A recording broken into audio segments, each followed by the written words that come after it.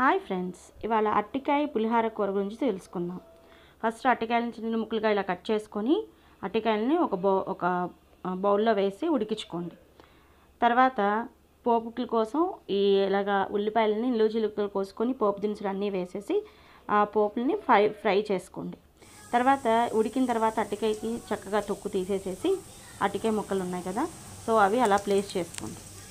తర్వాత ఏం చేస్తారంటే ఎవరి విషయం బట్టి వాళ్ళు దాన్ని మెత్తగా చిన్న చిన్న ముక్కలుగా కట్ చేసుకోవడం కానీ, లేకపోతే చేత్తో మెదిపేసేసి ఇలాగా ఫైన్గా చేయటం కానీ చేయండి. తర్వాత తిరగమాతలో కొంచెం చింతపండుని పులిహారకి మనం ఎలా గుజ్జులో కలుపుకుంటున్నామో అలా గుజ్జు చేసుకుని ఆ చింతపండు గుజ్జుని తిరగమాతలో వేయాలి. వేసిన తర్వాత ఇలా స్మాష్ చేసుకున్న అరటికాయ ముక్కల్ని ఆ గుజ్జులో వేసి చక్కగా నీట్గా ఇలాగా మొత్తం అది గుజ్జంతా కలిసేటట్టుగా కలుపుకోవాలి. సో ఇప్పుడు ఉప్పు, కారము, మసాలా ఏమైనా వేయాలనుకుంటే మసాలా, మీకు ఇంకా స్పైసీ ఐటమ్స్ ఏవి కావాలంటే అవన్నీ వేసుకోవచ్చు. ఓకే, సో ఇలా బాగా చక్కగా మొత్తం ముక్కలన్నిటికీ కూడా చింతపండు గుజ్జు అంతా కూడా కలిసేటట్టుగా పెట్టుకోండి.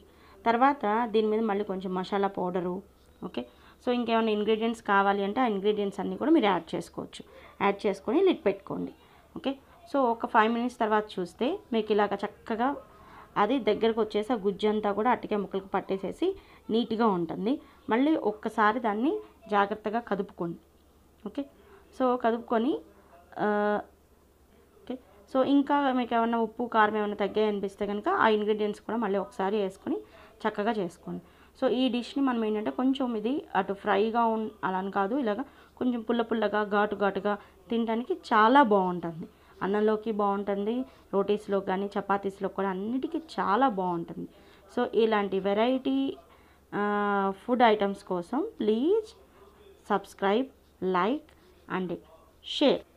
అప్డేట్స్ కోసం బెల్ ఐకాన్ క్లిక్ చేయండి.